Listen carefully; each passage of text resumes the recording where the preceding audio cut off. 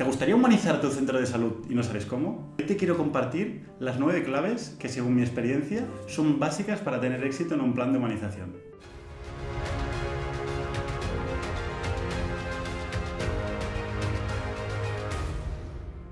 Mi nombre es Albert Cervera y cuento con más de 10 años de experiencia haciendo planes estratégicos para multinacionales, tanto que un día dije que quería poner todo ese valor para ayudar y mejorar la vida de las personas, y en concreto para hacer planes de humanización para centros de salud. En este vídeo voy a ir directo a las claves, pero si quieres saber qué es esto de la humanización de un centro de salud, te recomiendo clicar en este vídeo de aquí arriba, más o menos, donde te explico bien lo que es esto de la humanización. Así que vamos allá con el primero. La primera clave es recopilar cosas que ya se hayan hecho. No apreciamos la cantidad, los miles de estudios que hay a nivel mundial sobre humanización. Os aseguro que es alucinante, especialmente en países de Estados Unidos o algunos países nórdicos. Pero a veces incluso me da rabia saber que hay tantos estudios que están dentro del cajón y de muy fácil impacto y que solo lo saben unos cuantos académicos que lo comparten entre ellos y no está llegando a la práctica real. Así que para mí, clave número 1, hacer una investigación muy profunda, recopilar al máximo de cosas, porque a veces ser innovador no solo es crear cosas de nuevo, sino saber copiar. Y hay que saber copiar bien. Así que mi punto, recopilar, copiar e implantar. La clave número 2 es hacer un proceso participativo que sea potente. Y esto os lo digo por 2 razones. La primera, porque es una gran fuente de obtener información, siempre y cuando hagamos un amplio espectro de las personas a las que preguntamos. Es decir, aquí hay que preguntar a pacientes, hay que preguntar a los acompañantes de los pacientes, hay que preguntar a asociaciones de pacientes, a todo el personal sanitario, de los diferentes departamentos que puedan haber, desde administración hasta personal médico, enfermería, etc. Todos y cada uno de ellos te podrán dar información que sea necesaria. No tenemos que dar nada, por supuesto, porque muchas veces estamos haciendo preguntas ya dando por supuesto un resultado, y es uno de los errores de este tipo de procesos. Y la segunda razón es que si queremos que este proceso fluya adecuadamente, que el personal sanitario lo sienta como suyo y se sienta motivado para tirarlo adelante, tenemos que hacerles partícipes. Yo lo he visto en diferentes proyectos, en unos donde les hemos podido hacer partícipes y en otros que no, y las diferencias son totalmente abrumadoras. La clave de esto es hacer un proceso muy bien pensado y que sea muy ágil, porque todos conoceréis muchos procesos participativos donde si no hay un orden todo el mundo está opinando y no se llega a ninguna parte. Entonces, participativo, pero muy bien articulado y buscando la eficiencia. El punto 3 es escoger un sponsor que esté dentro del consejo de dirección.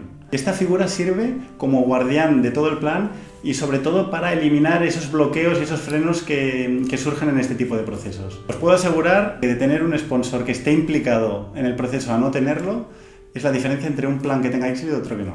El punto 4 es escoger una persona que coordine todo este proceso, que idealmente sea externa, porque de esta manera evitamos este sesgo que tenemos internamente cuando estamos dentro de una organización, y además esta persona externa, si está especializada en este tipo de procesos, nos traen experiencias ya ganadas en otros casos y también son muy buenos en gestionar conflictos y sacar lo mejor de las organizaciones. El punto 5 es adoptar una metodología Lean Startup, que es la que utilizan las empresas más innovadoras, donde en lugar de buscar la foto final se empiezan a hacer pruebas y errores con decisiones muy ágiles, y de esta manera nos aseguramos una mejor implementación.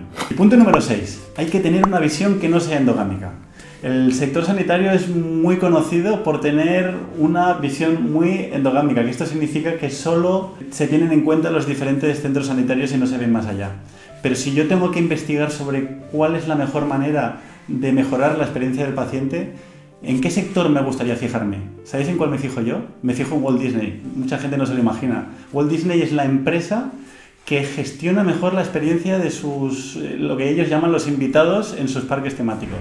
Entonces, esos son un ejemplo de lo importante que es mirar en otros sectores, por ejemplo, para traer de allí las mejores prácticas que pueden servir para aplicar y mejorar en este plan de humanización. Punto número 7, la financiación. Ese gran enemigo de este tipo de proyectos. Pero si en lugar de verlo como un enemigo, lo incluimos desde el minuto 0 del plan y empezamos a pensar y a buscar de manera proactiva tanto las organizaciones público como privadas que puedan estar alineadas con los objetivos de nuestro plan de humanización, nos aseguramos el tener los fondos de todo este proceso desde el inicio. Punto número 8 es hacer una comunicación muy potente, tanto interna como externa, y muy bien planificada desde el minuto 0 del proyecto. Esto nos permite destilar todo este ADN que estamos transformando para que llegue a todo el personal sanitario.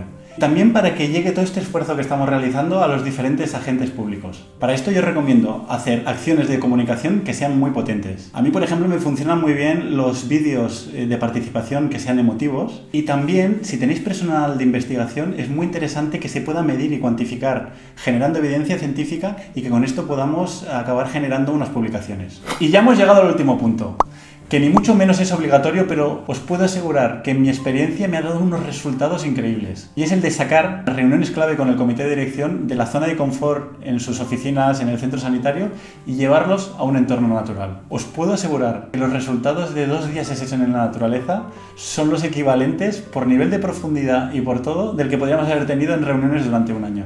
Y hasta aquí llega este vídeo. Muchísimas gracias por vuestra atención, y podéis dejarme en los comentarios si tenéis alguna duda o sugerencia, o si os gustaría que cubriese algún contenido en siguientes vídeos. ¡Adiós!